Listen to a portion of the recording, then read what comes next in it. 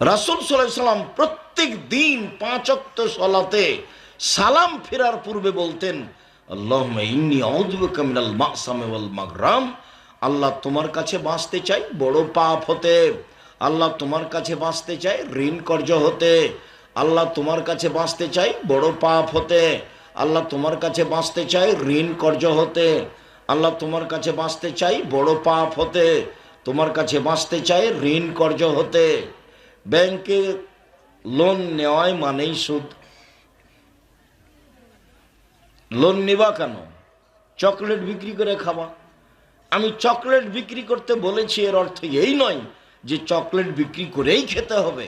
আমি বলেছি চকলেট বিক্রি মানে সবচেয়ে কম পয়সার ব্যবসা, যাতে করে ব্যাংক থেকে লোন নেওয়া লাগবে না। কম থেকে কম পয়সার ব্যবসা করো, রুজি হবে ইনশাআল্লাহ।